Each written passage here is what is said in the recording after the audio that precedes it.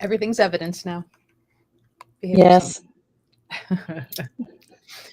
Let me make sure my "Don't Mess with Me" is turned on. So no, no phone calls, no texts, none of those annoying little sound alerts coming through. So here we go. Shaman talk. Haven't done this in a while. Yeah, it's been a long time, Yeah. just about a year. And all three of us have gone through Zane's program, and all of us practiced tradition very differently. So, though Mhm. you did call it a shaman talk, so I guess questions are not limited just to the Peruvian tradition. It could be about anything, if that we know the answer to. Yeah. Let's see what comes up, what people want to know about. Um, I was thinking maybe next time if we do this, maybe see if Stacia joins us because she is the actual like Russian lineage and see Mhm. how it compares. Um, that would be interesting since that's where the word comes from. Yeah, and that's probably a nice place to start, just to give a disclaimer that the word shaman actually comes from the Tungus tribe of the Siberian region of Russia. And because of anthropologists, they lump all things, they're like, oh, well, this is like that, this is like that. And so, like, almost any native tradition is lumped under shamanism. And so it's kind of like an umbrella term today, meaning healer in a way, at least a nature based healer. Right. I was gonna say if I, maybe I should have titled today as the Peruvian mysticism, but I was Yep. like, Yeah. I think people are more comfortable with the shamanism word, and Well, might. you get some people that are really bent out of shape with it, but like when I took Zane's class and the first business card ever made, I put the word shaman on it, and even one of my office mates gave me a really hard time about it. But if I put on Paqo, nobody knows what that is. But what our tradition is the Paqo Kuna tradition of Peru, which Paqo means nature mystic. Kuna is plural for people, so like Paqo Kuna, so it's like the people's nature mysticism. But they're so similar. Like all the little things are similar, but they're all different. Right. Well, and Paco's a fun word to say too. I mean, It is. Yeah. It's a funner word to spell. I did put it on a card once, and then he's like, "Oh, you misspelled it." No, he didn't really say that, but because there's not really a true spelling to any of this stuff. It was all just an oral tradition, and then they started writing it down and things later on. So yeah, that was one thing when Zane was like, "There's no one way to spell any of these words." I'm like, "What do you mean?" That makes the logic side of my mind like short circuit a little bit. And I'm like, ah. um, so I found in going back through some of my notes, like certain words were spelled differently, and then I started writing next to in parentheses like the phonetic, hmm of it, of how he was saying it and how we were learning it. So I would remember what that word was and how he was pronouncing it. Um, yeah.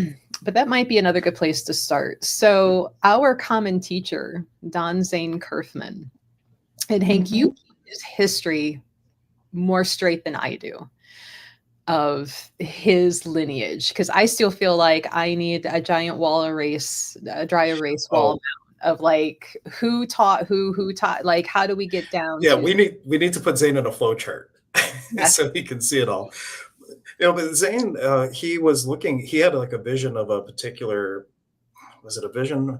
He like a serpent came to him in a vision, and he saw like this one particular like healing. He was taught a healing modality or a way to do healing, and he started like looking for that, and he found that it was this one tradition in Peru. So he like went there, and this was at the same time at like Elizabeth Jenkins, who was going there, and the guy who started Four Winds. They all kind of were going into Peru around this time, and he went up with the Lama and all that. Like they went to the mountains to the Caro, and that was one of his first teachers. They throw the coca leaf to see if they're going to teach you or not, and they'll either let you come in and teach, or they'll chase you off with stones and sticks and things like that if the coca leaf says that they're not supposed to teach you. And they allow them to teach. And but the thing that really I think kicked it off for him was he was doing a despacho for them. Like they did a despacho, and then he wanted to do a despacho, and he did it so beautifully that the guide that had brought them to the village said to him, like, I don't tell everybody this, but I'm actually a Paco. and we hold this one particular tradition. So he was learning from the Caro in the mountains, but also from Cusco for a very specific tradition. He was learning another one, and he just found like the best of all these little teachers of these different traditions. And his tradition, the Qatari tradition of cross-cultural shamanism, is a blending of all these different things, of the mountain tradition, of the coastal tradition, a little bit of the jungle tradition. And that's why it's been so confusing for different students, different years, because if you go through a second time, he might teach you completely different. The Mish is different, things are different. And you're like, but that's not what he said last time, but he's doing a whole different spin. And it's not that it's wrong, it's just, it literally is different. And this tradition is so, they say that the gold is in the differences. So don't relate away that this is like this and this is like that. It's like in the differences, the gold. So it's not about wrongness. It's about like really seeing what's different and the magic and how you can apply these different things to, to yourself and how you're living. I think that's what made it so comfortable for me to learn and practice. It's like of all the things that I have trained in and under and absorbed, like this is the one thing that is usable day to day to day to day and easily applied. And the fact that there is the room to make it your own and what works for you. So, that's one thing that I love telling people who might be interested in ever learning this. It's like, no, there's no set, hard line rules with the exception of like a very few. But, there is that flexibility, to weave in other teachings that you may have, or you find a way that, it might work better for you to do something slightly different. And I know, Maria, like you've sat through it, you have knowledge of some Hawaiian tradition. Like, do they have a word for that type of tradition? Kahuna. That's what I thought, but I didn't. That's what it is. It's kahuna. And there's like different types of kahunas also. There's the traditional ritual kahuna that they call the elements. If we need rain, if we need something like that. There's also hula is part of the tradition also, because we're always giving honor to the land, to the elements. So we're dancing for the land. We're dancing and connecting to the natural environment. And I know a lot of people think hula is a dance, but actually it's not. It's a ritual. It really is. It's giving blessings and saying thank you to the land. I did not realize it, because it's always taught as a dance. It's not. It was one of the very few, because when Hawaii was invaded with the missionaries, they could not. Same thing with the Native American. They could not practice. So a lot of the kahunas went underground, but they noticed the dance was so beautiful, so they thought it was entertainment. It's not. It's actually a lot of the songs that we dance to has to do with nature, and we're giving blessings and we're saying thank you. Yeah. That's really cool. I did not know that. That's my fun fact of the day right there. Yeah. Well, add that to the list. Yeah. Now, would you? So, and there's also a lot of different types. Like, it's not just kahuna. There's kumus. There's also priests and priestess. And they may be doing different various of the shaman, the Hawaiian shaman. Now, were some of like the rituals or like procedures that you learned with Zane, were any of them slightly similar yet different from what you have, learned or experienced in Hawaii? Well, when I danced hula, we had to create our own leis and our hakus and skirts, and that's the old way of tradition. Nowadays, they can go to the store and buy it. The staff. I know it would be more sacred if I created my own staff, but no, Maria decided to do the shortcut. But It is something that when you're creating the lays and you're creating your attires and everything, you are chanting, you are praying, you're putting all your mana into that garment, into that lay. And mana is energy. You're putting it all in. You're connecting with that garment. You're connecting with that lay. So it's just like making the staff, when you guys were making the staff, when we were making the staff, and I decided to take the shortcut. And then also making, creating our kintu, our healing kintu. That was putting our energy into it, as well as the teachers, as well as the whole entire everyone that was present at that time is putting the energy into it. So yeah. Now, for our friends who are joining us for the talk tonight, we left this kind of open and loose. So if you have questions about shamanism, nature healing, nature work, please feel free to ask. We're kind of relying on you guys to help guide conversation tonight. Hank and I, for probably a good, close to a year, like we used to do shamanism talks on Thursday mornings. And we found that when you guys were asking questions, we got more in depth, and it seemed like really good conversation for the people that joined us of what you needed to learn that day. So, but in the meantime, till we get some questions, Hank, you were the one that kind of brought Zane and his whole bag of shamanism goodies into our world. And that was just from a set of stones you were given, if I remember correctly. Yep. In fact, they've been on this desk forever, because I think the last time I streamed, when I had them, I never took them off the desk. But these are chumpy stones.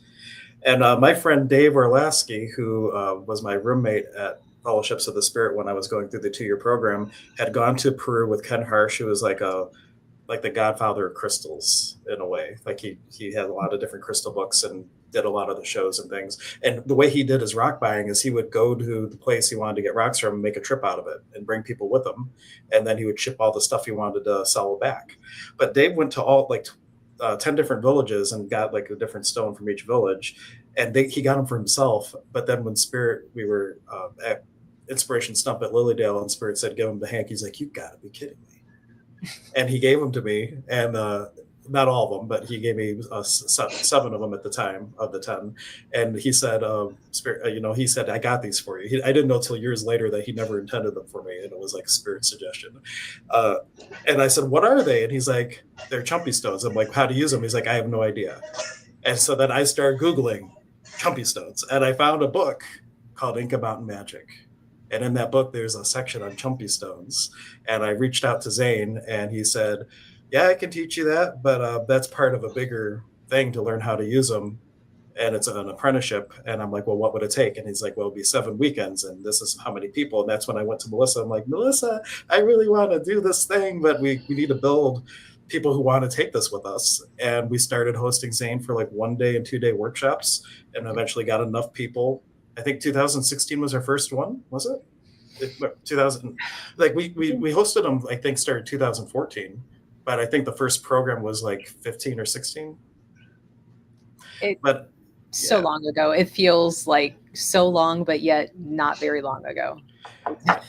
But these stones, there's all different ones, but they have the snake on it, which is significant in the tradition. There's a puma, there's a condor. Some of them have hummingbirds on them. Some of them have coca leaf. They're all things very significant to the tradition. But that was what made me reach out to Zane. And now the real funny thing, I don't know if I told you this, after me and Zane were talking, Dave emails me. He took a class out of Reverend James out in Erie, and he's like, oh dude, I just found this guy, he's gonna blow your hair back. Not that I have hair to blow back, but he sends me Zane. So it was a double validation from even this guy who gave me the stones that this is the guy I'm supposed to learn from. And I think it was after that everything started rolling with hosting of the classes. Now I will admit, when we have classes at the store, I get to sit in, right? Because it's the building, help market. I sit there, learn the stuff. And quite honestly, I was like, yeah, whatever. I wasn't expecting a lot. I wasn't, I was like, it's a class. We'll just gather some information. And by the end of that first weekend, like I was all in, you know. Probably the most profound class that I have taken in a long time, just in that first weekend. And in reality, that first weekend isn't even, it's like we didn't do a whole lot compared to other weekends that were to come later. Like each weekend you thought like, wow, we did a lot and I'm tired. And then it's like Zane goes, hold my beer, wait till the next one. And it just kept getting more intense, and I was there for it each and every time, and excited and a little sad every time those weekends ended, because of the knowledge and the communal space. And as the apprenticeship went on, watching everybody's mesa grow and how each one was similar yet completely different, and that energy they put off being all together, and creating that atmosphere. So when it was time to go home, I'm like, oh man, we got a month before we do this again. But I admit, going in, I was like, it's a class. But yeah, by the end of Sunday, I was all in. Hey, Kirby. Going over some shamanism talk. So if anybody has questions, be it about our tradition or even maybe some kahuna, because Maria from the Big Island, I still don't know why you're here in Ohio when you could be in Hawaii. And we all have, the three of us, like, not only do we have that shared Peruvian mysticism training, but we each have different things that we've done on top of. So that's why each of ours are similar yet different in how we come to it and how we work with it. So yeah, if you guys have questions, feel free to ask. We kind of left the conversation open. We don't have many novels of questions beforehand that we were like, these are what we're talking about. So we'll let you guys guide it. And one thing too, think you don't know what you don't know. You could also ask a question of, hey, I got this going on in my life. What would you do from your tradition for something? And that would open the door of something practical we could talk about as well. So there's a lot of different ways we can go with this. And ultimately, my wish for everyone is to have the inspiration just to get in nature more. Because all these traditions, it's all about your relationship with nature. The only way you build that is by going out in nature. Like I loved Maria talking about the hula, and like that's you connecting and giving gratitude to the nature spirits. Like how do you give gratitude to the earth, to what we call in our tradition Pachamama, which we just finished Pachamama Roimi. It's like Mother Earth Day in Peru, and August 1st through 4th, they have a 4-day celebration honoring Mother Earth. So, so just how do you honor nature? How do you honor each other is really a great thing. So how did each of us get introduced? Well, I know, Hank, you have your Chumpy Stone, story, and all things kept leading back to Zane and bringing him in. And so you brought Zane into the story, into me. And then I think it was the second or third apprenticeship that I finally roped Maria, and I'm like, you're going to take this and you're going to like it. And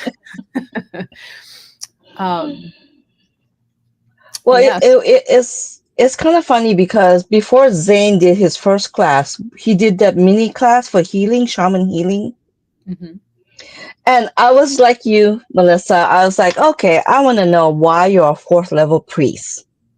So I'll go ahead and take this class before the first class starts. So by the end of Sunday afternoon, I said, now I know why you're a 4th level priest. Oh my gosh, because he took us on that soul journey, and I literally shape-shifted. But when the apprentice class, the first year came up, for some reason, there was something else that I agreed to, so I couldn't take it. And I said, if I'm going to miss the first weekend, forget it. I'm not going to, I'm going to be kind of lost. I did not know that, one of you two would, or even if Zane would just get me catch up. I didn't know that. So I just said, I'll just take it the next time it comes. And so, and Melissa did keep badgering me. Are you going to take it? Are you going to take it?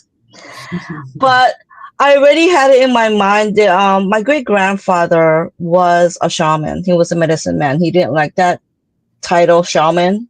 Medicine man, he could live with. And I just didn't understand what he did. And I didn't understand this modality. And great deal of what he did is something that he was led to by spirit. He knew people who did this, and he observed them, but what he came up with was led strictly by spirit. So I wanted to understand what he did. He's not here, of course, so Zane was the next best thing. So that's how I got into it. And at first, I just wanted to understand it, even though I know Zane was pretty, after that shaman healing class, I know he was I go, okay, this man has a lot of clout.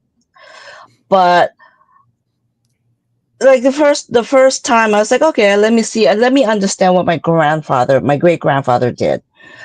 By the midway, I was like, oh, this is cool. I can work this in. Yeah.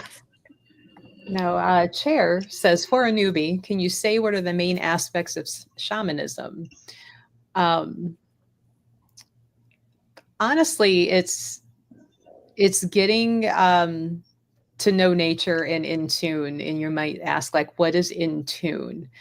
And it's not going to be the same for every person. Mm-hmm. It is learning to ask a question, be it of a tree near you, a flower growing near you, a rock that you might be holding. And you can ask it something as simple as, what is your name? And you will get some sort of impression, either a name, a feeling, something you may not even be able to speak out loud. But once you start kind of making that connection and being aware that everything around you is alive and can help you, and most of those, what most people perceive as non-sentient, like rocks and things of that, have way more knowledge than we as humans do. And they are willing to help and teach us. So it's taking the time to just ask questions. I think it was the first year, Hank, if I remember correctly, that Zane was like, go ask your stones their names. Mm-hmm. And at that time, I kept my slowly growing mesa set up at the store on the backside of a wall, and, had dropped her off at school, was running around before opening. And my God, were they loud of what their names were. They were like yelling over the wall. And I'm like, all right, I'm coming. Like, now that I finally hear you, let's sit down and write out, what you're getting. And it's kind of like a muscle. The more you do it and take the time, the better that connection is and the better connected you are. Now, do either one of you have like a different, like, what is a main aspect to you guys for the shamanism? Well, for me, it was actually getting me back to Mother Nature. It's building a relationship back that I didn't even realize I disconnected. I've always had that relationship when I was back in the islands, because I was always on the beach or on the sand and the sun. I was always connected. But, in the Four Seasons state, I got disconnected. So it helped me. I regained my aloha spirit, but I also regained the deeper connection with Mother Earth. That's how I got really deep into it. Yeah, and the main aspects that are kind of common among most of the traditions, if not all, that are kind of lumped under the term shaman, is we're already touching on it, but they use the word animism, that everything is conscious, and then developing the relationship with nature. And then the last one, I believe, would be the belief in these different worlds, like the lower world, middle world, upper world, and the priest, the healer, serving as a conduit between worlds, I believe, are the connecting factors among many of the traditions. Yeah. And sometimes Mother Nature is for me too. That was the big thing. Like, I just started noticing after the first weekend, it's like walking outside with new eyes. And like, I've never noticed so many birds and flowers and everything. And I even had gone to the zoo with somebody, and like the animals would come out to like meet us, and they're like, "Well, I always want to go to the zoo with a shaman." Like, I don't know if it was really anything to do with me, but like they made a correlation with it, and it was kind of a cool thing. And it really, like, just the experience with nature in general, like a deer coming up on Fort Hill and literally walking down the whole path with us. One time when me and Anya were out with the kids taking a hike, and like stuff like that, just magic in nature just started happening. And Mm-hmm. to Maria's point, like I never realized how disconnected, how much I was missing out on until all of a sudden it was there. Mm-hmm. Mm-hmm. Yeah, even I forget which. Well, I remember the waterfall. I don't remember the name that we were at. But on the way back, like we were climbing like this big hill all the way up, and I'm like, oh, good Lord, who picked this one? And Zane blessed us with a resting point. He's like, go meet the tree people. And I'm like, thank God. Sorry, I probably picked that spot. I don't know. I think it was Brandywine. Oh yeah, we did go. Well, the second year we went to Brandywine. The first year we went to some other one with like, or maybe we went to both. We went to the one that we just had like an overlook that first year, and then the second year we went to Brandywine for sure. Yeah, I think it was Brandywine that it's like going down was nice and not so bad and ooh pretty and then all of a sudden here comes this climb and I'm like, oh my God. I feel like we're on a march here. But even meeting, the tree people, like I think the hippies have something in it when they're like, go hug a tree. Mm-hmm. Mm-hmm. Make sure there's not poison ivy on it, but give it a gentle, like, nice to meet you, tree. I don't want to take remnants of your friend home on my skin later, but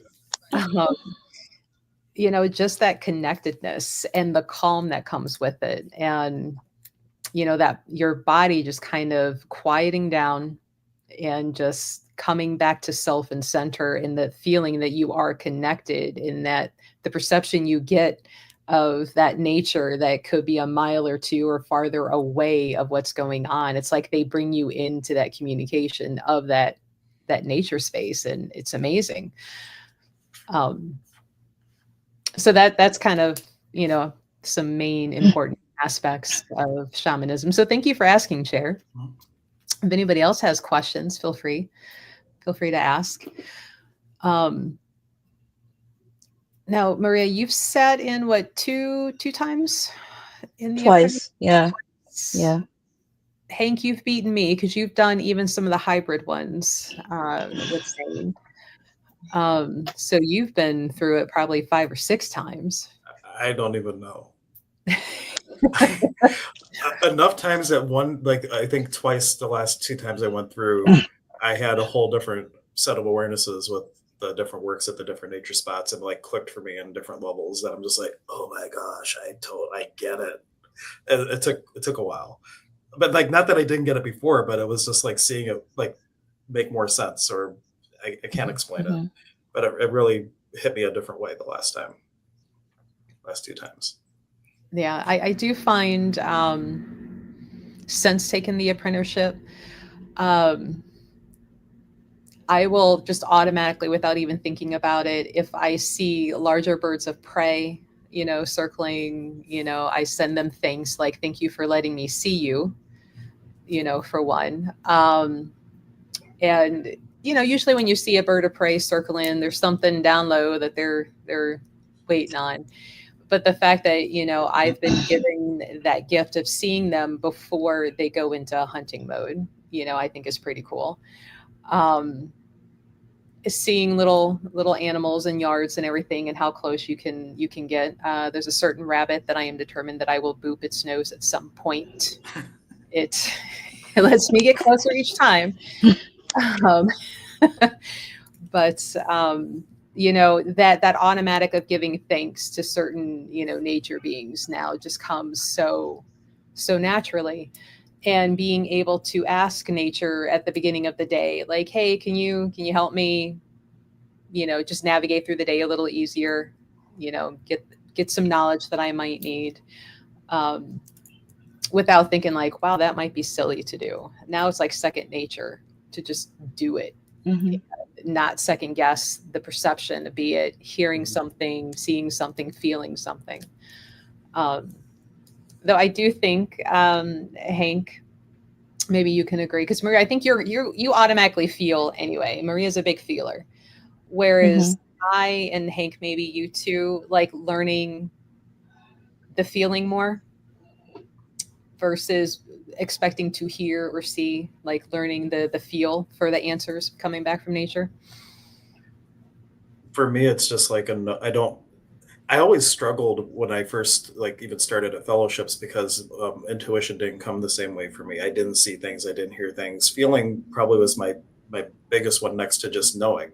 And sometimes it's just like it's just like almost like how a memory comes to you. I just have a knowing of something, and that's how it primarily comes. And then sometimes I get visuals and things, but definitely the program brought it up to a whole new level of trusting it too, because as you're building relationships with the nature spirits and it's a consistent new friend in a way, there's just validations that happen and consistency that helps build trust that I'm not crazy and I'm actually knowing what I'm knowing. Or having something in our head. How often do you have something in your head and then Zane will say like exactly what you were thinking in class? I just like, yeah, this. So just all that, it helped to build a lot of trust and my confidence of my own intuition and things. No, I'll be nice to the bunnies. I just want to the snoot. Boost their nose. Yeah. I think it's cool when animals come up in the yard and whatnot. I'm not that person that's like, quit eating my flowers, quit eating, I'm like, oh, cool. You came to visit is how I look at that now. That animal took its time to wander into my yard and, be there long enough to be still, to have some sort of connection before doing what it's doing or to keep being there. One of these days I might become a Disney princess and get to boop the snoot of something. We'll see. It could happen. It could. I might have to start with some bribery of like apples or something, but we'll get there. I'm patient when it comes to boop and snoots. The tree's just using the poison ivy to keep the others off. Could be. And that's one thing that you'll learn in some shaman is that even things that make you sick are healing as well in how you approach them and use that energy. So I think that one of the first examples Zane gave was like the destruction wind or the sickening wind is what it was. Sickening wind. Yeah, you only work with it in groups. You don't do that by yourself. Yeah. Do either one of you remember his story of using it? No, I don't. It wasn't with COVID, was it? No, I don't remember. No, I think he was. He told a story about Paqo, maybe around the time of the Inquisition, where he called in a sickening wind to slow the progression of the Inquisition down, to give time for the Paqos to get up higher, because they only went up so high, so the Paqos went higher and they didn't know they were up there. So, wind can give you nice cool breezes, keep you from having a heat stroke, but it can also bring in other things. Right? Thank you for eating my crops, Mr. Bunny. What is it, marigold you can put around your crops and they don't like, so they won't come into your garden? Or is that for deer? I'm not sure what it keeps out, but marigolds is a thing to plant for sure. Yeah. Anybody else maybe got some learning from Zane? Or if you have learned in other types of nature mysticism, and you have questions or a story to share, please feel free to do so. I'm just thinking about what you were saying, Melissa, about in the morning asking nature to help along with the day. I think that is key in general for people, just to be open to receiving throughout their day. Like asking is one thing, but then also being open to receiving the guidance. And I think one thing that happens when you start on a tradition like this is once you have these relationships and the support, things start to unfold in terms of your own inner healing. We have a whole part where we really dive into, shadow work, which is, I know, a buzz term right now, and really starting to like seeing what you're your earliest imprints are original wounds and starting to elevate them and learning to navigate them. That's a huge part of this work. And so it's really a program. Any of these are a path of personal development, but it's like giving you the resources first so you have the tools to then navigate all the stuff that's in there. That is one thing I tell people who are interested. I'm like, if you think you know yourself, you're wrong. Mm-hmm. You go through this apprenticeship and you will come out completely relearned, you know, of yourself and what you can do, what was holding you back. I think it was the first apprenticeship. There were so many divorces by the end of that. Not saying that was a downside by any means, but so many people stepped into a personal power and put up boundaries that caused separation to happen. Maybe that's not a good example, but I was one of them. But you know, you learn a lot about yourself. What you think you're afraid of, you might find it's not really that bad. There's something else that you need to address. How much strength you really do have, I think, surprises a lot of people. And then that confidence they get from it. Because I want to say, like, and if either one of you have a different point of view, let me know. In going through this apprenticeship, like, that is the main thing. Yes, learning mysticism, but really learning yourself first and foremost to even then make that connection out into nature. Yay. I agree. I say yay. Yeah. And to add to that, it's like learning to step into your personal power and your authenticity. And like a lot of people, when they get married or when they have relationships, their first go around, they're putting up a mask of who they're wanting the other person to see them as. And as you step into things, like, those masks fall away. And it's not necessarily that there's a distancing because of anything wrong. It's just like, when you're being authentic, maybe now it's not the same match as people thought they were. Like, it's not, the authenticity really makes or breaks people. And we sometimes suppress it so much that we are willing to live as something and someone else rather than have the courage to step into this space. And this space is like, it really gives you the support to do it. And that's why I think we see so much world turned upside down when people go through the program, because people are stepping into that power and authenticity and having the courage to act on it, or they hunker down and say, not for me. Because you don't have to do that. There's some people that, we've had some people that didn't complete the program because something came up and they're like, ooh, yeah, don't want to do that. I'll, call me at home. Yeah. Okay. Like, no judgment. Like, you found where your point is. So you found your boundary, basically. And that's a beautiful thing too. And yeah. For me, like I said, it was learning about what my great grandfather did and stepping into, but it got me into a place where I step in and realize it was talked about in another modality, but I really stepped into it in a shaman. I stepped into my power, and I understand my power. And that was another thing too. You have to understand, once you step in your power, you have to understand your power, and how much you're going to affect the people around you, and is the environment, and then also the people around you, how much you're going to affect them. So it's like, like the old saying, ignorance is bliss. Well, when you do this, ignorance is no longer in the game plan.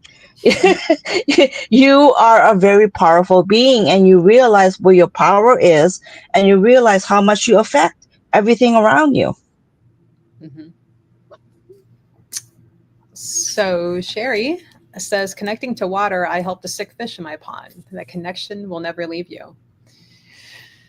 No, and I think I'm assuming this pond is on your land, so I'm sure you and that fish can connect real easy now because you've made that connection with it. And be curious what kind of conversations you have, just sitting there.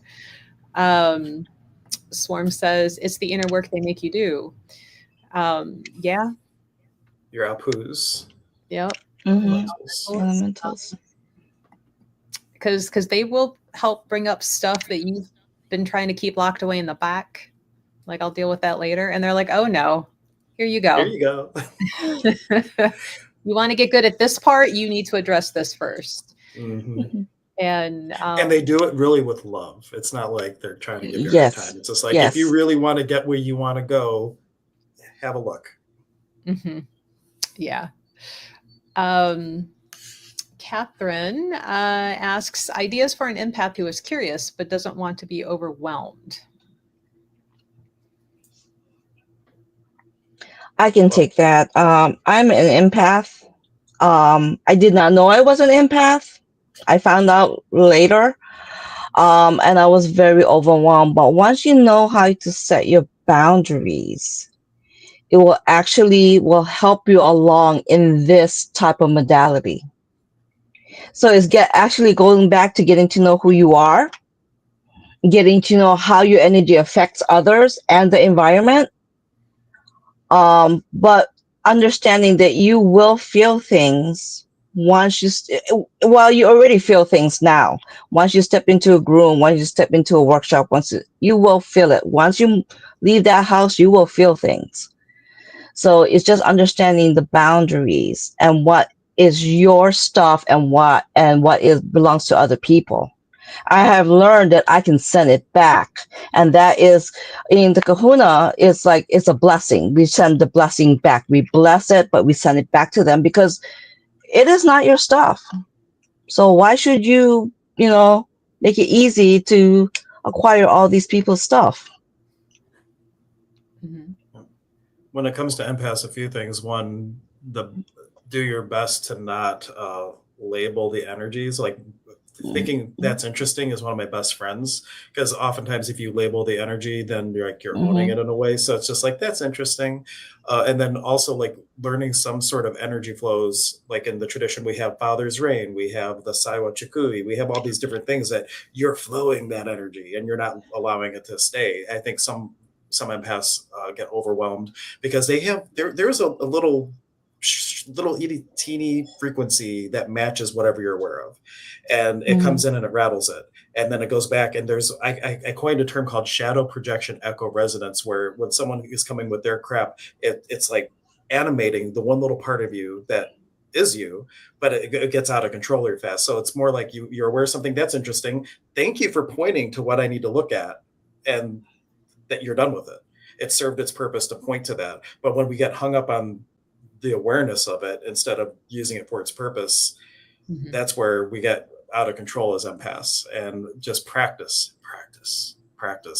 things and find what works for you, because what works for me might not work for Maria or for Melissa. So it's like finding what your coping skills are for that level of awareness, because being an empath is a gift. You're like super aware of things, and when you have that in check, it's a great capacity for stepping into the healing arts or something else if you want to do something else, or just for yourself. You don't have to do anything. Just be you and be awesome and change the world just by your presence. Yeah, I think we've had a lot of people go through our training and they don't hang the shingle outside. They're not promoting themselves. It's something they do for themselves and like maybe their immediate family and friends that they choose to help. And that's completely fine. Was it like by the 4th or 5th weekend when you do the belting and the chumpy stones, it's like there's that practice and play where you purposely send energy at one another, and you learn to practice, where do you feel it, you hold it out here, you send it back. And for a lot of empaths that would come into the store and just like, I can't even go to Walmart. And I'm like, first of all, yes, you can. Second of all, learn how to handle it. Like, going into the immediate, like, I can't because is already putting you at a disadvantage. And that's the great thing with the apprentice. Like, even if you only make it up to here and you don't take the rest, like from right now, what you're telling me and presenting, like, this is the part that's going to help you. Now, because the program builds, you can't just skip to here. You have to take it up, but get through at least the chumpy and learn. Some of the store staff that have started the apprenticeship, I will purposely mess with them because they're there just to see if they're paying attention. Googly eye. You get it. But it's the teacher's right at this point to mess with the student. And they really look at that as an exercise to help people grow. It's not like malicious, I should say. Well, Melissa might make it look malicious, but it's totally playful. Right. If nothing else too, the store is a great learning ground. So if we have, like we had a customer come in and he was so excited about, he had just gotten engaged, even though he had been with his girlfriend for many years. The fact and the idea that he was engaged, he was just so overwhelmed with happiness that it almost looked like a panic attack, but he was crying and he was just over, and the employee at the time, like I just felt her go, oh God. And, I'm like, okay, let me get up and go up there. And I just kind of leaned on the counter and I'm like, yeah, I'm like, you pick that out. And so as he's talking, I'm just cycling and pulling that off because that happiness became too much. Now it's heavy, and it pulled it off and, helped him get back to calm and center. And then he was like, oh, I'm just so grateful. And I'm like, great. And, you picked a perfect gift. And when he came back, like a couple months later, he's like, she loved it. And he was in such a more calm state, but he had gotten himself up so much, that was perfect because that employee had been going through the program and she's like, oh my God, I'm like perfect learning. This is where you pull that off and you don't automatically assume that, they're crazy, that they're, any sort of negative, because clearly he's happy. He's just overrun with it. So you pull that off and help him enjoy the happiness without it being too much. And it costs me nothing but a few minutes to stand there and talk with him, feel what's going on, take care of it, let him go on his way, and make sure that over muchness didn't spread out the store. I like that word, overmuchness.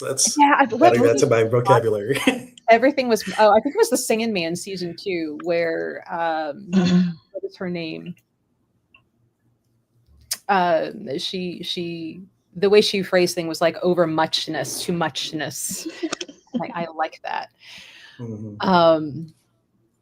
But the store is like a good, almost like classroom for some of the students. I think that happens to a lot of people, especially empaths, where something like that's happening, and for better or for worse, you get drawn into the story, and that's where keep your bubble, and don't have the bleeding heart when someone's telling you a trauma tale. Don't have you just want to be an independent observer. And I think just our presence when you do this work, whether you're a shaman or Reiki healer or whatnot, part of what you're doing is just helping to redistribute and balanced energies and the field around you. And when someone's over or under whatever, like your presence even is helping to write that. Yeah. Now balance it. That's the word. I was looking for balance. There we go. Now I will say, having done the apprenticeship a few times, people always like to tell me their life story beforehand. Now it seems to be even more so, and them just wanting to stand like near and be, and I'm like, well, if there's a downside, here it is. I've got work to do. But and I will say, like, I never paid much attention to the moon phases or anything, but since the apprenticeship, I find it hard to sleep sometimes around like full moon time. And I'm like, well, this wasn't a problem before. Mama Kia, I need you to turn that off a little bit. I have to sleep. So did either one of you notice any changes like that? Well, I know, Maria, you were shaking your head yes with the full moon, but did you have anything else in how people perceive? Or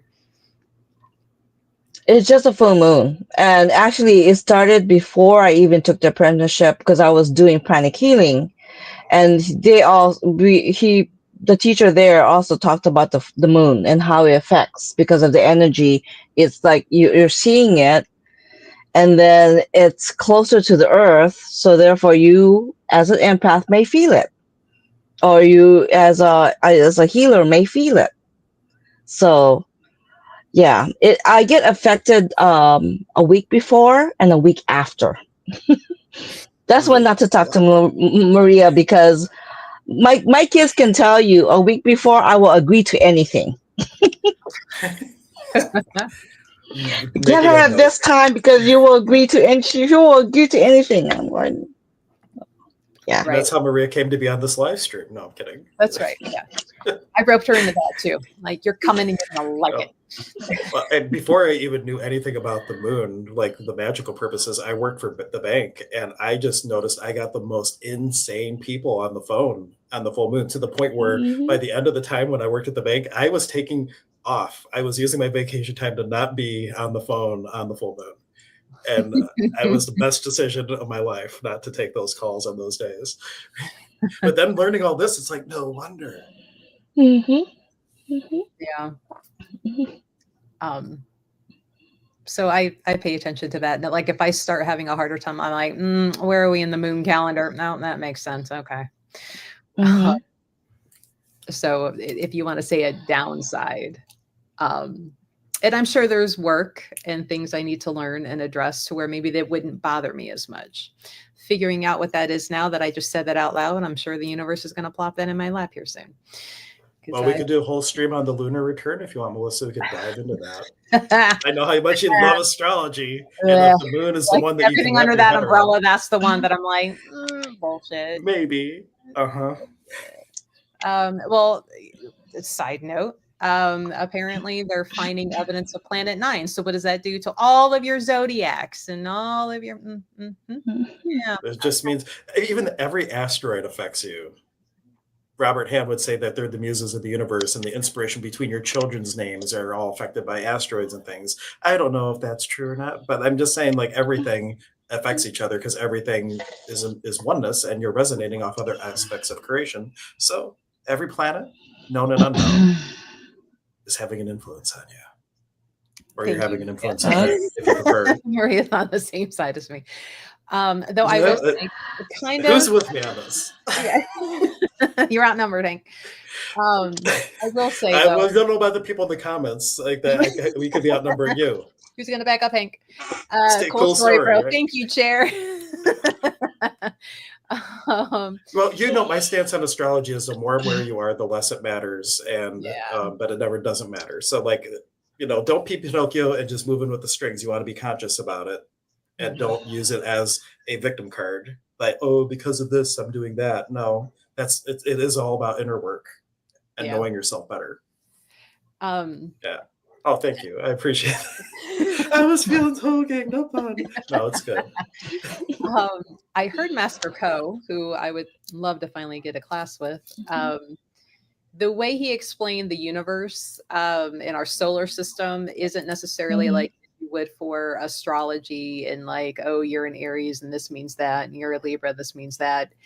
The way he described it was that the source greater than us is such a magnitude that we can't comprehend it here in our little bitty bodies, little bitty brains, that the solar system is kind of like a transformer that brings that energy down to make it comprehensible for us to even start to work with it. And I'm like, I like that better.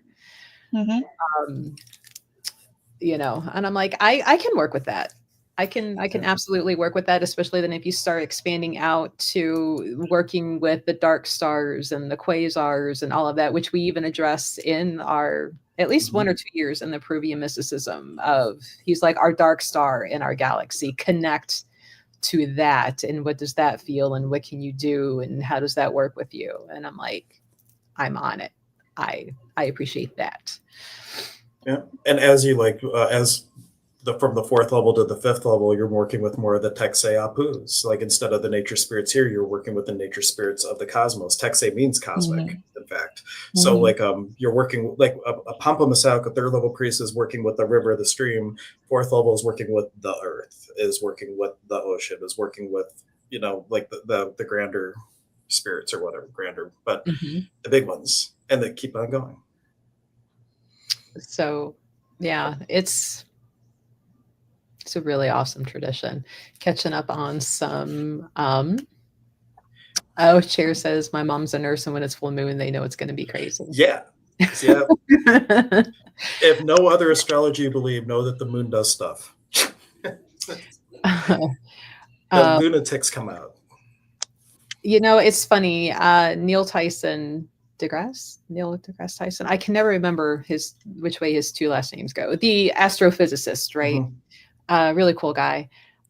He's got like a podcast and all his social media, and somebody brought up to him about full moons and people reacting, and he actually used science to explain how it's not really the full moon, it is the sun in the way we are in the orbit to where the sun looks full, and it's really the sun pulling in the gravitational force, so it's actually the sun that affects us more than the moon, but because we're looking at the moon that night, that's what we're attributing it to. And I'm like, that's fantastic. I like that. I'm gonna have to scroll back forever and find one of my employees. I really appreciated a lot of his points of view and things that brings it. Other than I unfollowed him once because he was like giving smack to crystals, and I'm like, all right, you're done. I'm unfollowing you. But then he won me back. Yeah. he is very much on the science side of things, which I appreciate. Yeah. I that science is what I brought me into sound healing, because I was looking for something more physical and tangible. So like science has its place, and now metaphysics and science are kind of meeting with quantum physics and things. Like there's a lot of the beginnings of crossover, I believe.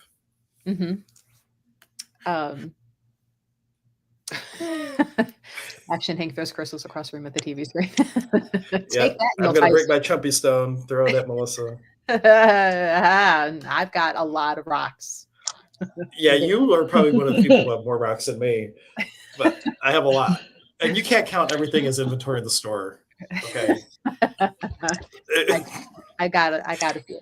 I have so many rocks. My wife made me get an office to keep them all in. So, right. Quantum physics ties it all. It is so cool to get into the science side of thing, and what are they called? Supercell, where it's like big conglomerate of galaxies, and when you look at it, it looks like a brain scan. That's cool. So that one theory that we're just living inside the consciousness of something bigger than us, and when you look at that, I'm like, well, who says that's not wrong? Yeah. Yeah. We're little who's, and Horton here's a who living inside something bigger. Who knows?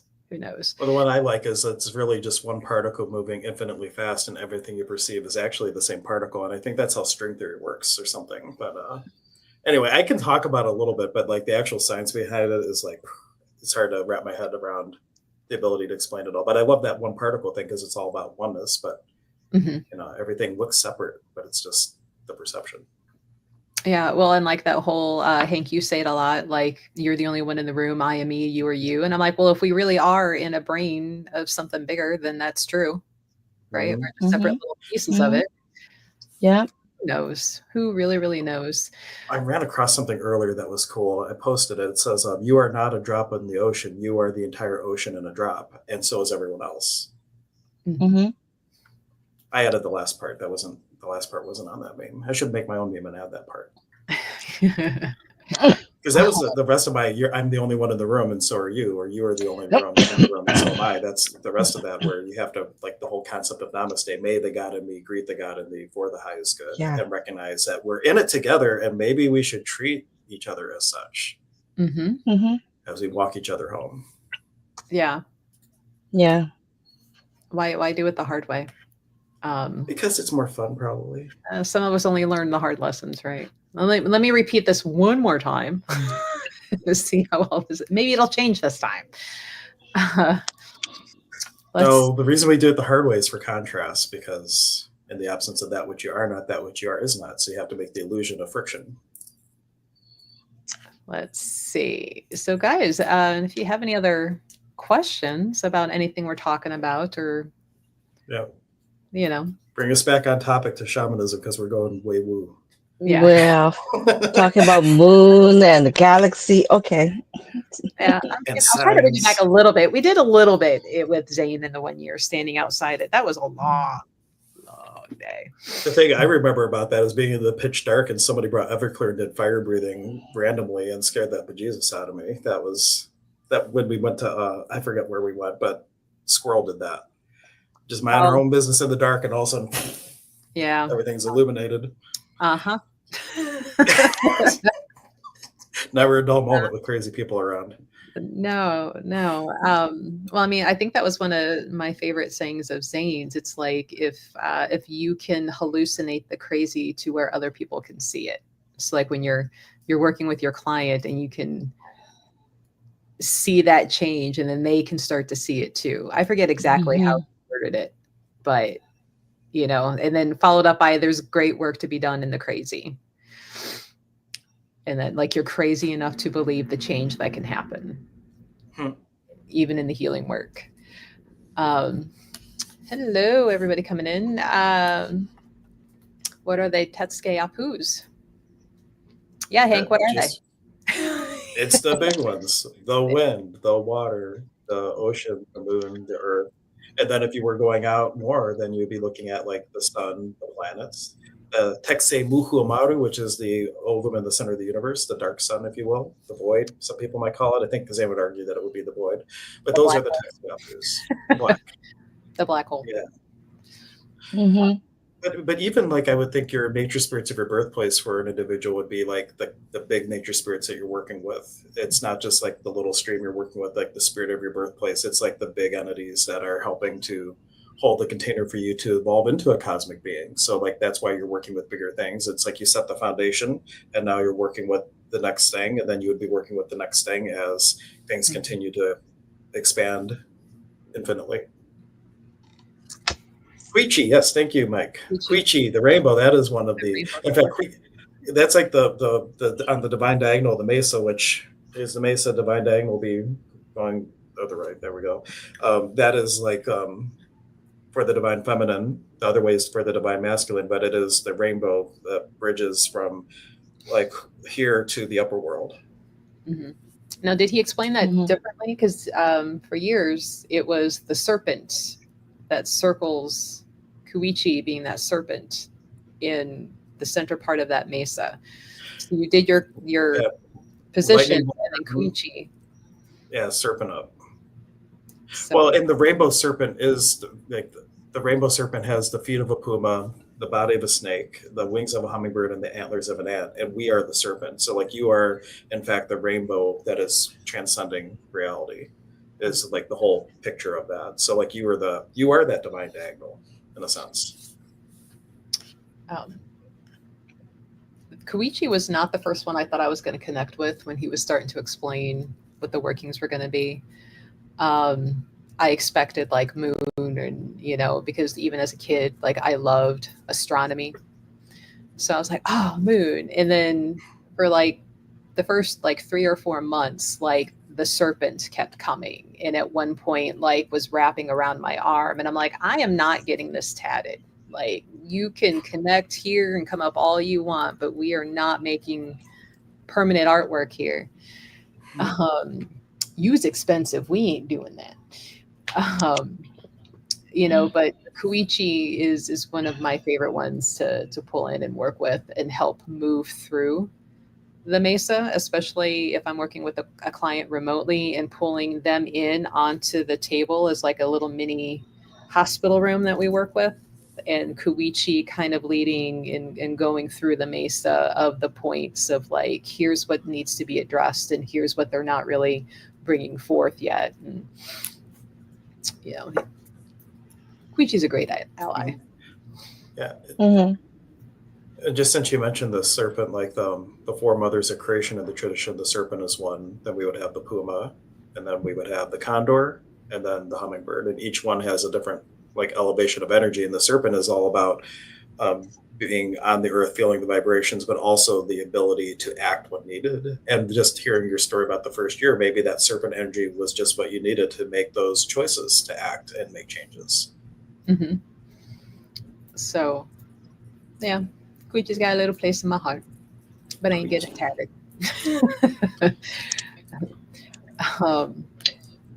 I went the opposite as you. I went the opposite. I I didn't have the serpent. The Kuichi came first, and then the serpent came. And I was like, I don't want to work with the serpent. But I go back and forth now between the two. But I really did not want to work with the serpent. I just don't. I didn't see myself working with the serpent. How you But gonna come up with this shamanism and be like, I take all but you? How are you gonna come up? I like the hummingbird. I wish I work with the hummingbird a little bit more and the puma, but no, it's always been front and center. The serpent is there, Koichi's there, but the serpent is there. Yeah. Maria comes in. You cool. You're cool. You're.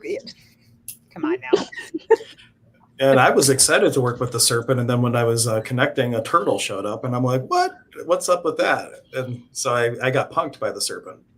He's like, "Here, have a turtle instead." A turtle. Like so in the program, like there's the mothers of creation, but you have like 7 things that you work with. It's called the Yenapak, and the first 3 are animals, and traditionally it would be the serpent, the puma, and the condor. But you go on a kind of like a journey to see what yours are, and mine was a turtle. I had a turtle, a bear, and a hummingbird. So those are my 3. And I saw Mike mention a wolf. That was for a different tradition, but I do have a wolf spirit ally as well. I don't even remember what my first Yenapak was. I'm going to go digging through some old notes. But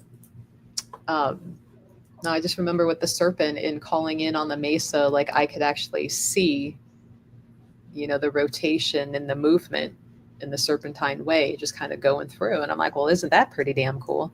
Like, all right, there you are. And then, as we would sit and learn, like it would come up and kind of come up my arm. And I'm like, yeah, you can do that, but we ain't putting that permanently there. But yeah, the serpent, like that, I expected the moon, I expected, sun and all of this other stuff because I love astronomy. And then here comes a little snake, a snaky snake out of nowhere. Okay, I guess we're doing that now.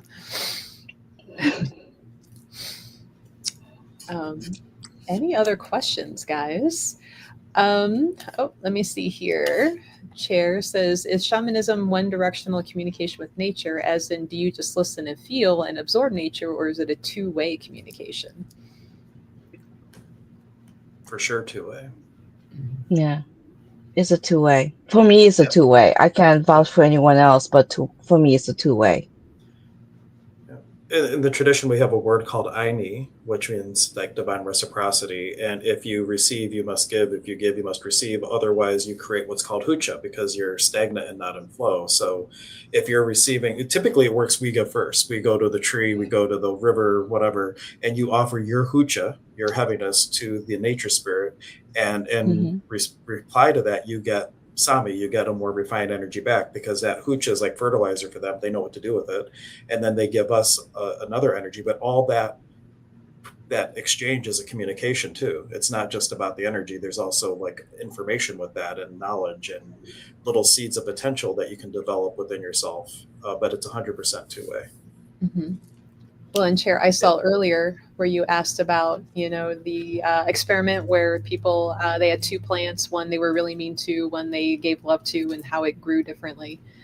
And that's an example of that 2-way communication, showing that love, that affection, they respond back. So it is a 2-way.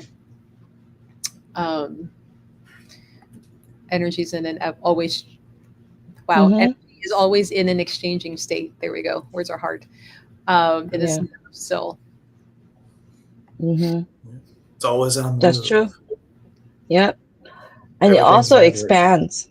It's moving and expanding. Mm-hmm. Yeah.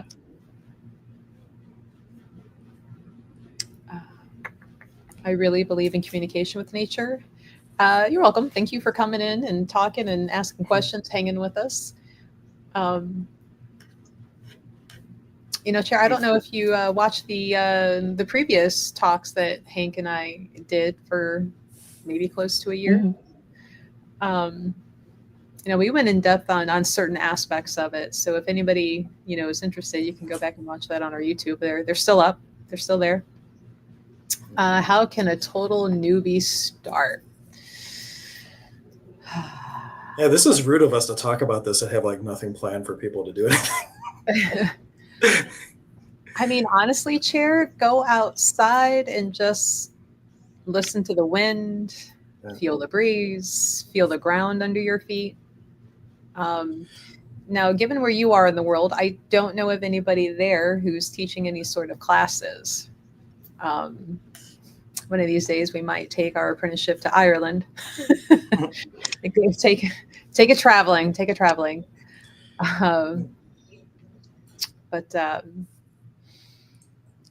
Yeah, it's so simple to just really get started. It's go be quiet in nature and listen to it.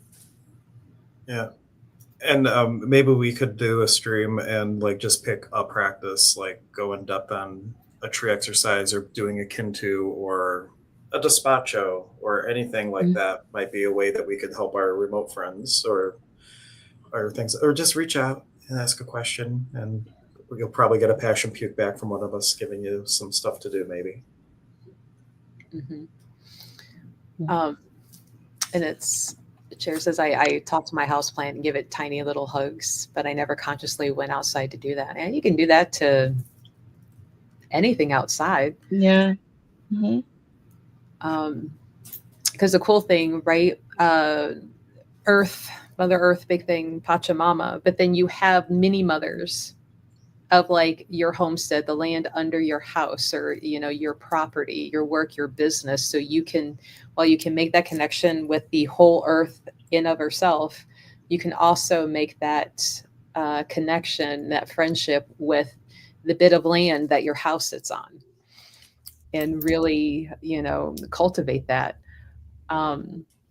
You may find that your plants grow a little better, or if there's inclement weather, maybe your house isn't the one being flooded, or like there are so many benefits to actually getting to know the land that you're standing on, that you live on, that you work on, and help. I make it a point a lot of the times before I go into the store, I hang around out back and I thank the trees that are around me. I tell the little nature beings that they can come in and play with us and help find customers, provided, they're not breaking things or being a nuisance, but they're welcome to come in. They're welcome in the store, and, running that energy from the store out to whoever may need us for that day, and then welcoming that back. So, but there's a few trees behind the store that I think are really neat, and, they're friends that I talk to before I even go in.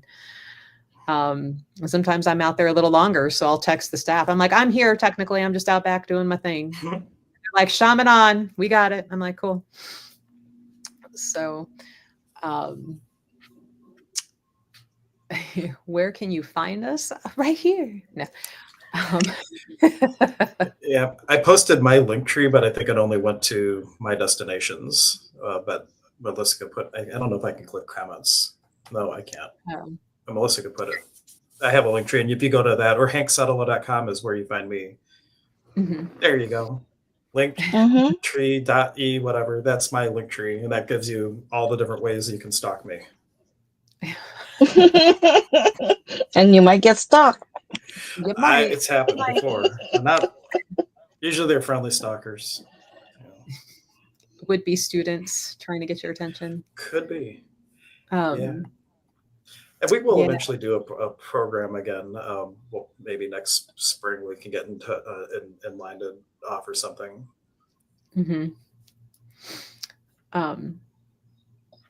Yeah, if you need the rain, you can tell it, call it in, and then you put the energy into it. I found that I have spent more time holding rain away for certain events. Like no.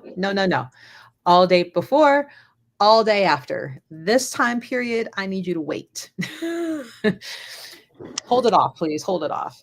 But I do know that there are people who will, actively work to bring in, rain And in my way of thinking, it's like not only are you calling in, Father, Rain and that, but you're also calling in Wyra to bring it to you, and a little bit of like even Mother Earth to like be ready to receive that. So you're not having, flooding and, that type of thing. I could just overthink it myself. And some people are just like, rain, come here. And that's all they put into it. And that's fine too. But yeah, when it comes to rain, I'm usually the one that's like, wait, I am outside vending from 10 to 4. I need you to not do that right now, please. Thank you. Yep. I remember Zane always described it as kind of like you just petition, and sometimes the answer is yes, and sometimes the answer is no. And set it and forget it. Don't like plead. It's just he's kind of like, hey, could you do this? I'll make you a despacho. Yeah. Make a little payment to the wind. Woo. I'll put an extra chocolate in there if you please. Right. And I've gotten yeses before, and sometimes I get a no, and you might be more influential with yours because you're vending and you have more clout behind it. Yeah, I'm like with you. I do the same thing too, but when I do get a no, and then even though I'm a little bit upset when I get a no, I do find out there was a reason for it, and it was my benefit. Yeah. I was recently. So I thought all kinds. Go ahead. All kinds of rain going on, and there was a lot of people petitioning weather, and we still got rained on a lot, but there was times where you could see the storm on radar going over the campsite, and where we were, it was like literally dry, and everywhere around was raining. So like even though it did rain, it was minimized a lot, and you could like there's screenshots that one of my friends took from their phone showing how many storms actually missed us. And so sometimes it's a kinda. You get, it can't let you miss all the rain, but we gave you a lot of dry moments too.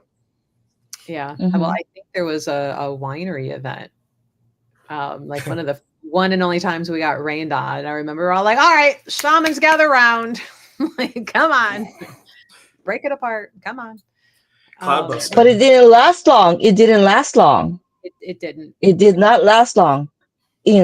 It was enough to wet the ground and wet some of the tables, but it didn't last long. Yeah.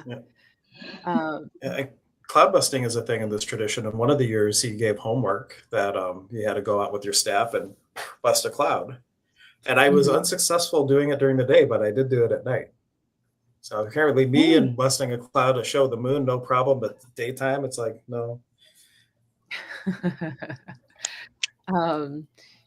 Chair says there's a place called Newgrange here in Ireland. It's a 5,000-year-old passage tomb where the stone placement enhances vibrational qualities in each room. I would imagine it would be a great place. Speaker, yeah, probably, especially. I would definitely go there. Is that like kind of like a cave type of thing too? Yeah, I was going like, ooh, that's a Pachamama connection. There's yeah. There's a lot of good work. So here's one you can do for a cave. You go in, you offer the cave your heaviness, and in exchange for that, it will download in you a little seed of potential to learn how to do an energy technique called the Huchimikwi. It's the very beginning, and you don't do it until later with instruction, but that's one thing you could do with going into a cave and just be with it. Yeah, one of the first exercises we did was in a geode, but making that connection and learning to walk back some ancestral stuff and finding where heavy points were and, healing that. So caves are a great way in, Pachamama, the mother type energy, feminine energy. So if you're somebody who's wanting to strengthen that, go find you a cave or even like a little half cave. So I know some of the metro parks around here, like they're not fully enclosed. They're kind of like overhang a little bit. That can work too. Yeah, you can even use a sweat lodge. If you don't have a cave, a sweat lodge works, or a grotto would work too.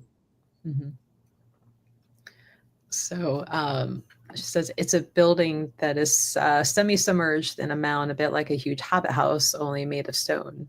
Huh. Oh, I think that would work great. It would be kind of like a sweat lodge. Oh yeah, that would be great. Yeah, that would be great.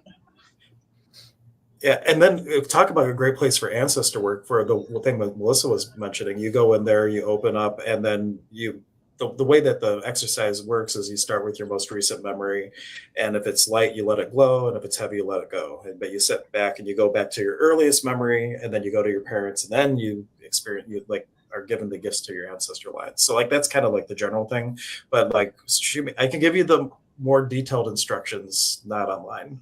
And if you really want to do that, Chair Bear, I will give you what you need to do that, and something to do before you do that, because you really ought to not just jump to the cave thing. There's one thing you should do before that. Yeah. Mm-hmm. So, yeah, if anybody has any questions or stories to share, be it an apprenticeship or just a really cool experience you had in nature, that's always fun We too. got a couple students, little apprentice graduates listening. No pressure though. Right. Guys, no, I'm kidding. We're putting them on the spot. They didn't know. Yeah, they had where's to have a story Calavera? written out. Because now they're all. Where's who? Calavera. One of my employees, she was probably the last one to hang in there before the apprenticeship kind of just dissolved out because of just life in general for everybody. She's like, what do I do? And I'm like, yeah, just hang around. You'll learn some shit. You know, that's how it worked back then. Like you would go to the Paqo and you'd like, you know, hang out, and maybe he'd teach you something, maybe he wouldn't. And, you know, it took Zane like 10 years to like get it all together to come and actually deliver it in like a year. He really gave us like the Cliff's Notes fast track version. Judy says, I've always been captivated by the idea of my own soul star up in the heavens.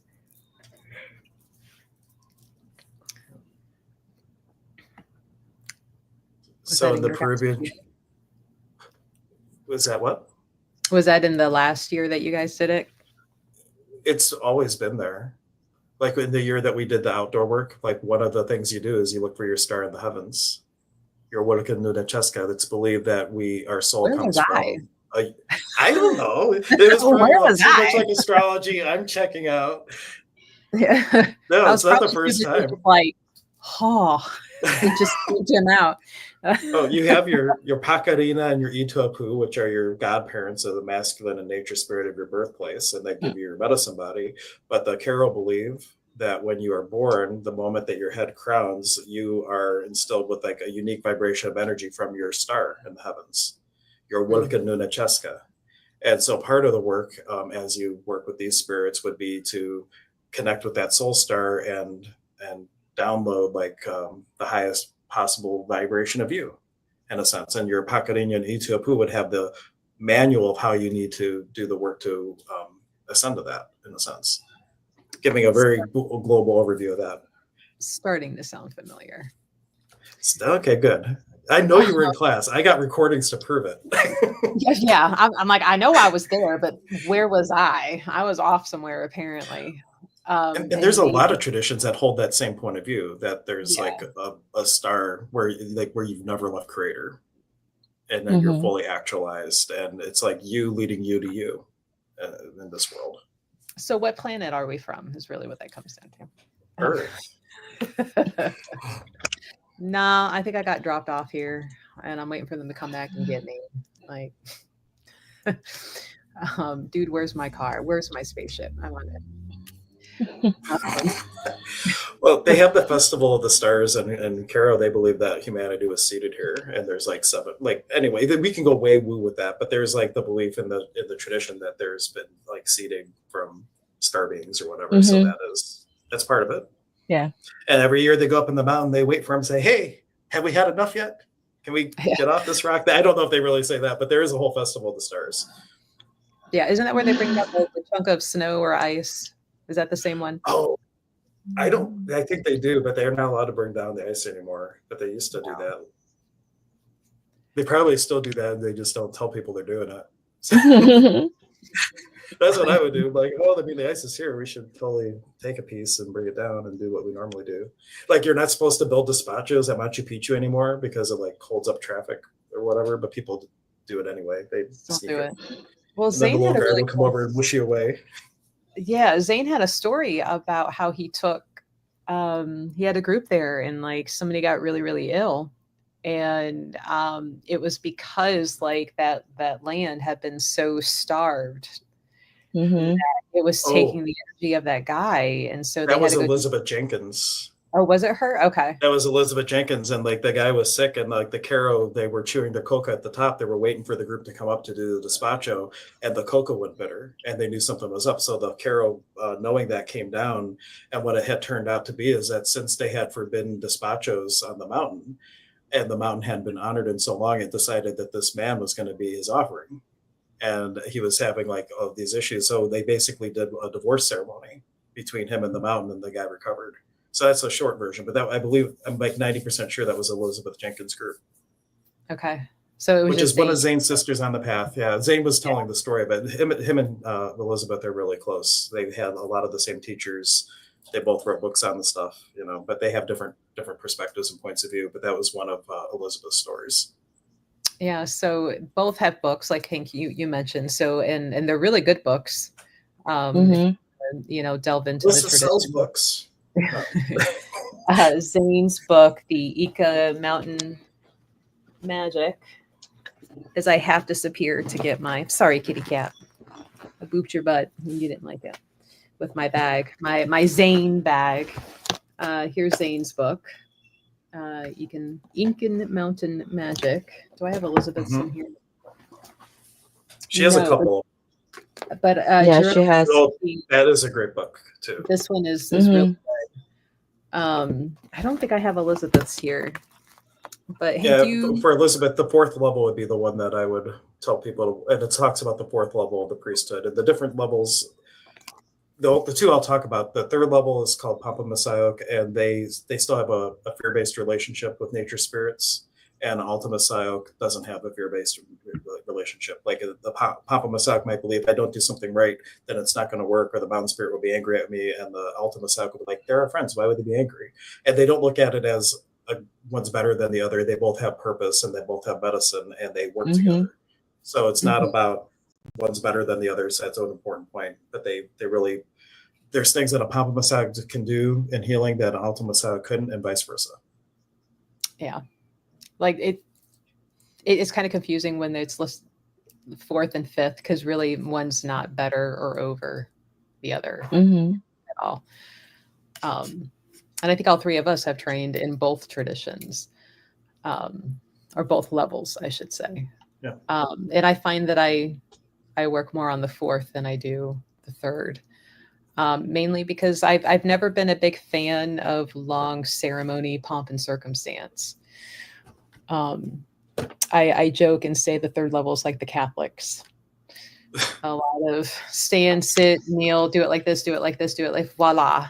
And I'm like, yeah, but you could just go talk and ask and like be there and be done instead of, but Yep. but depending on Well, your that client, like maybe they need sure. all of that pomp and circumstance. Well, and Mm-hmm. there's also like things like when you talk about collective fields or morphic fields, there's something to that too. And if a Papa Masak and an Alta Masak were both doing a ceremony together, and the Papa Masak were to correct the Alta Masak for doing something wrong, they say, "Oh yeah, please tell me like why do you do it that way?" Like it's important to know like why they do it that way because there is a medicine in that too. So Mm-hmm. yeah. But Yeah. talk about morphic fields. Catholics, I believe, are masters of building morphic fields. They got the same thing that's been going back for so long, and it's like just this potency that can come with it.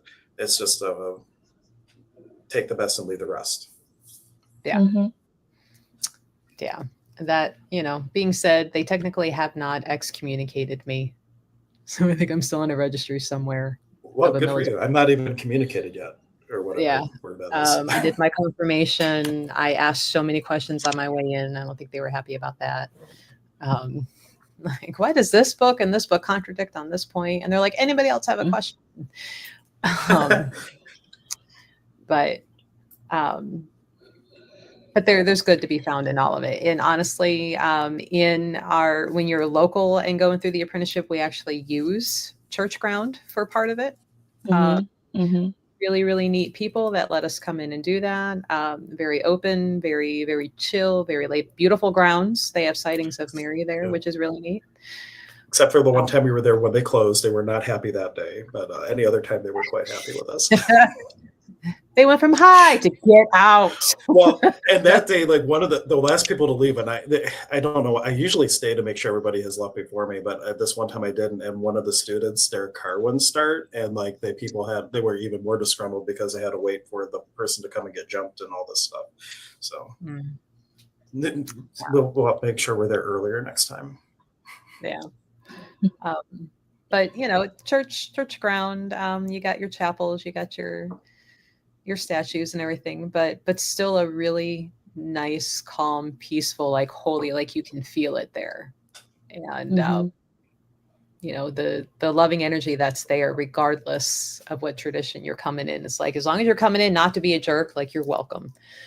And I'm sure even if you were coming in to be a jerk, they're like, we still love you, but could you not do that?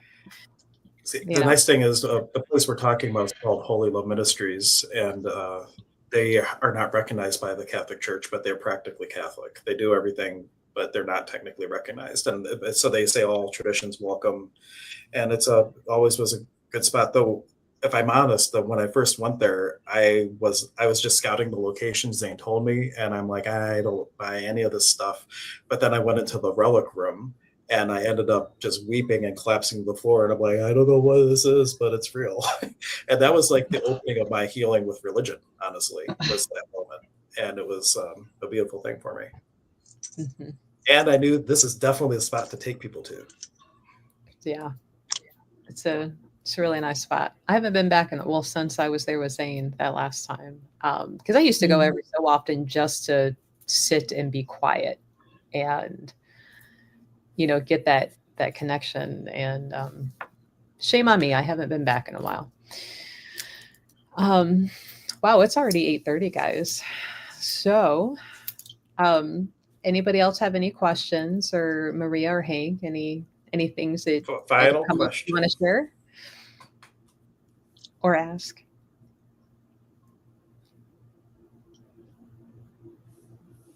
But what were you going to say, Hank?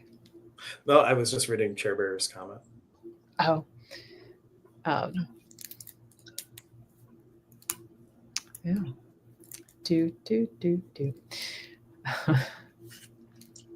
Tough crowd. It is. It so is, Cher. We had a lot of people interacting. I don't think it was a tough crowd. No. I also don't know what your live streams are normally like, because I'm not on most of them. Maybe it's me. People are like, well, who's the weird guy with the beard? I'm not tuning into this. I feel like we should do a montage of Hank through the years of like how you started when I took over Gun. Oh, God. You are now. Yeah, same guy. Don't be telling him that. I don't want to hear about it later, Terry. Have you ever? No. I enjoy being on. It's going to be good to stream more regularly. So. But yeah, well, thanks for joining, guys. Since there's no more questions or any shares of story, I'll let Hank and Maria go for the night. I'm sure we all worked before getting on the stream, so it's been a long day. But yeah, we hope you can catch us next Tuesday for the next Healer's Corner. Won't be shamanism next week. Honestly, I forgot what we're talking about. Let me pull up. So we're going to have Megan on with us, spiritual energy to work, spiritualism, and LGBTQ, and Megan herself is trans. So we're going to talk about how that all works. And my mind is already going into like the whole transformation, energy work and magic work that can happen like physically and energetically. And the challenge might be keeping Megan from going too far deep into some of the topics with it, because once you get her going, like, she's gone. I'm trying to bring her back. Also, Chair wants to know if you know any stories about going insane on the moon or knowing anybody that's gone besides your bank people. Hank, you already told that one. Besides my bank people, I don't know.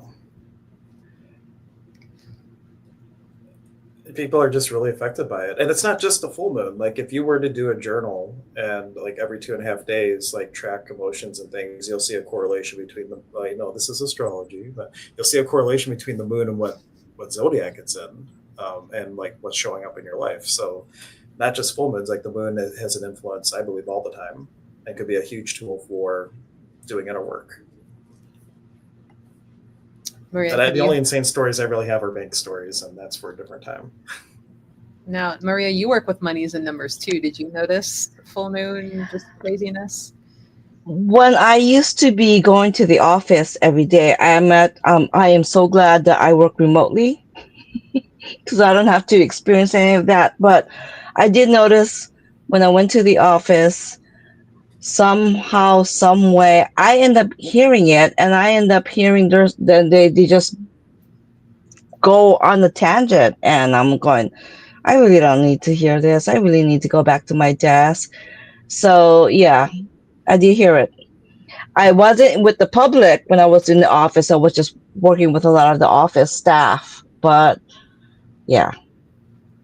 So I don't experience that now. I just experiencing my own energy now, and I noticed that I do get affected about a week before and a week after. Interesting.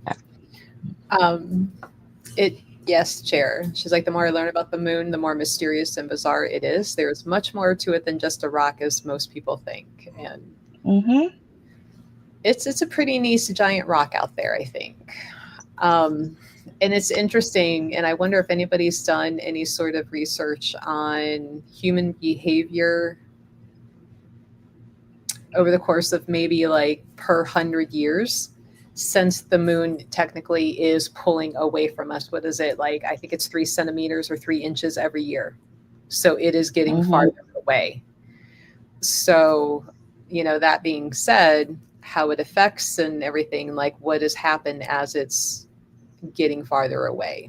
Like how are we in humanity reacting subconsciously or not even knowing it as a whole to the moon pulling away from us? And abandonment wound. Yeah, even if you're not into the woo-woo from a scientific point, it's still really weird. Tides have come to mind. Like how much have tides changed, if at all? Like that's something measurable, isn't it? I would think. I think it doesn't have anything to do with the tides. I think it had to do, like that scientist we were talking about earlier did a whole video on it's more about the rotation of the Earth and the water changing. But I'm not because if I remember right, he says Earth isn't perfectly round at that point. It becomes a little bit oblong because it's pulling the water. So it's not actually circular. It's got that slight pull to it, and it messes because science energy shifts and affects around. So it's really interesting, but it would be curious to try and go back as far as we can, the overall behaviors as much as we can track it, like as the moon keeps pulling away. Do you think we landed on it? I absolutely do. I know there are people who think we haven't, but then when they say they believe in the space station and everything, I'm like, well, how do you think we got there if we didn't start here? Like, yep. Science had to start on somewhere. We couldn't just do this if we didn't start over here. But we won't debate conspiracy theories. That'll be a whole other stream, probably a whole other topic, and not this particular podcast. So NASA said it rang like a bell when they landed on the rock, and the rock inside. Huh. It's interesting. Yeah, don't get me started, right? We'll have to have a whole other separate thing. But so yeah, hopefully you guys can join us next Tuesday at 7, where we'll have Megan on for the first time, talking about being trans and the spiritual benefits that come with that and how to work that into a daily magical, even mundane life. You have at it. Hank, you got any parting words for our people? No. Thanks for tuning in. Hopefully we'll see you again soon. I don't have anything. Yeah. Many blessings to Yeah, I everybody. don't. Nike Koike. Thank you. I love you. All right, Maria, you good? No, I don't have anything. It's just follow where you're being directed. It could be shaman, it could be healing, whatever your interest, follow that. All right, guys. Well, thanks for joining, and we'll see you next time. Bye, Bye. guys. Bye.